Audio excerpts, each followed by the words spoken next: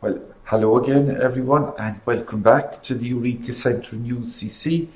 And in this presentation, I want to go through with you how ECTS credits are linked to learning outcomes. Now, I suppose the first thing to explain is what ECTS credits are all about. Interestingly, the ECTS credit system predated Bologna. Remember, Bologna was in 1999. But before that, there was still some mobility through programs like the Erasmus program. So this system was in operation prior to Bologna, and they found it so successful that when the Bologna process got up and running in 99, that they held on to it. They just changed the name. At one stage, it was known as just European Credit Transfer System. But then they realised that the accumulation of credits was a very important one for students, and in fact that was one of the pillars of Bologna. So they changed the system to ECTS, standing for European Credit Transfer and Accumulation System.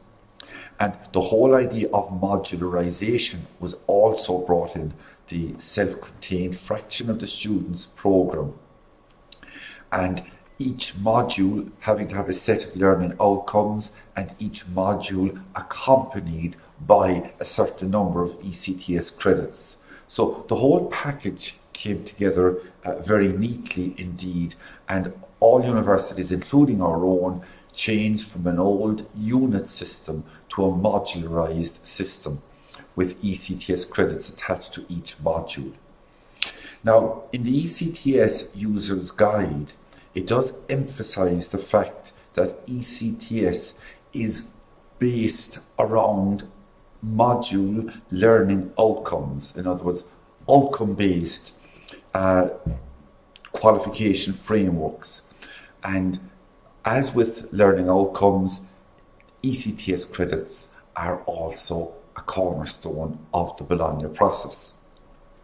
It's all about learner-centred or student-centred, and it helps us, as you can see there in the ECTS User's Guide, it helps us to put a number on these units or modules of learning.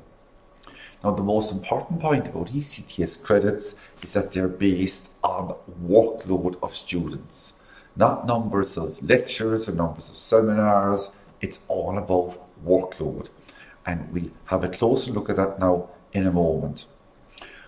When we say workload, what do we mean? We mean the time that the students spend not just attending lectures and seminars, but also the time they spend on projects, on practical work, on studying what has been covered in lectures, and also on examinations. So it's everything. And in the Bologna process, it was decided that a workload of 60 ECTS credits were equivalent to a full-time year of formal learning, in other words, an academic year. And that one ECTS credits is equivalent to between 25 and 30 hours of work. That's taking everything into consideration there, as we saw above, lectures, seminars, and projects. So 25 to 30 hours of work for one ECTS credits. Now, it was stated in the Bologna process that ECTS are part of the learner-centred system. And if I could remind you in this slide that learning outcomes are also part of the learner-centred or student-centred approach to teaching and learning. So really, ECTS credits are what the students earn for having achieved the learning outcomes. So, to remind you, the Bologna process started in 1999, setting up the European higher education area. And when it was reviewed in 2009, the whole area of learning outcomes and ECTS credits and qualification framework, I like this phrase, a quiet and irreversible revolution, because of course that's exactly what it was. Slowly but surely, all universities in all of the Bologna countries changed their systems around. And The ECTS credits are part of an overall package. You can see here in the framework implementation report, they talked about the diploma supplement, the ECTS credits listed on the diploma supplement, the qualifications frameworks that we spoke about in the last session, and we'll speak more about them in a moment, and to make learning outcomes explicit. And we'll be having a particular session later on in one of these videos on the whole area of assessing learning outcomes. In addition to the normal qualifications, in 2012, the Bucharest communique also emphasised the importance of professional qualifications. And many of you watching this video may have students who qualify for recognition by professional organisations as a result of having their particular qualification. And so ECTS, European Qualifications Framework, and Learning Outcomes all feed in to this recognition of professional qualifications. In my own case, where I'm involved in training science teachers, our professional qualifications are validated by the Teaching Council. And these are the standards for initial teacher education, or standards for training teachers in simple language, which is published there in 2020, an updated version. But if you look at that, you'll see that the Teaching Council is very clear on what standards we in UCC must reach. So students, to qualify as post-primary teachers of various subjects, they must have 60 ECTS credits of the foundation and professional studies, the philosophy of education, the sociology, the psychology of education, the history of education, and so on. They must accumulate 60 ECTS credits in placement in our schools, and they must accumulate 120 ECTS credits of subject content. In other words, the knowledge and understanding of the subject itself. So everything is very clearly laid out for us. And in 2012, in the Bucharest communique in 2012, you can see there, it said very clearly, the development and understanding and practical use of learning outcomes is crucial to the success of ECTS, diploma supplement, recognition and qualification frameworks, and quality assurance. So quality assurance is of course embedded through everything in terms of accreditation of our degrees by external examiners and by professional bodies. So it's a whole overall package coming together very neatly. Now, in addition to introducing the ECTS credits, Bologna also introduced a framework in terms of the 3 cycles, bachelor's, master's, PhD, in terms of generic descriptors for each cycle, and in terms of the number of ECTS credits that were allocated to each of the 3 cycles. And if I could just mention there that the descriptors for bachelor's, master's, and PhD, these descriptors are commonly referred to as the Dublin descriptors because they were drawn up by the meeting of all the education ministers in Dublin and were adopted in 2005. So in these descriptors, they're called, more precisely, generic descriptors. They're not learning outcomes because they don't begin with an active verb. Even though in the document they do use the word outcomes, but that's more like outputs. They're not learning outcomes, they're generic descriptors.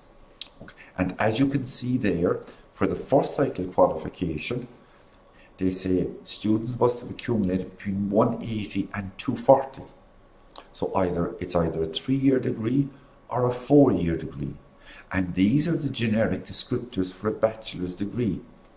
Knowledge and understanding, apply knowledge and understanding, gather and interpret relevant data, communicate information, ideas, problems and solutions, and develop learning skills to enable them to undertake further study with a high degree of autonomy. So when you devise your program learning outcomes, these generic descriptors will help you to make sure that your program learning outcomes map on to the first cycle of Bologna for a bachelor's degree, and also map on to our national qualifications framework, and indeed to the European qualifications framework. They're all interlinked. And in fact, you'll find very little difference between these Bologna descriptors and the descriptors in the National Qualifications Framework of Ireland and the European Qualifications Framework, in fact.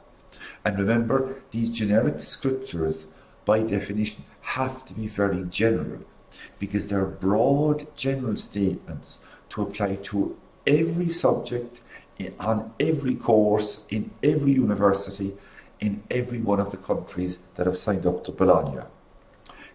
And the 60 credits then is divided up among modules, and each module will have a certain number of credits. It varies enormously from my experience of lecturing in other countries. There's a huge difference, but I feel the system we have here in UCC is very good, very well thought out, 5, 10, 15, and so on. In the master's cycle, again, it's between 60 and 120. So you could have a master's either 1 year or 2 year master's. And again, notice the generic descriptors,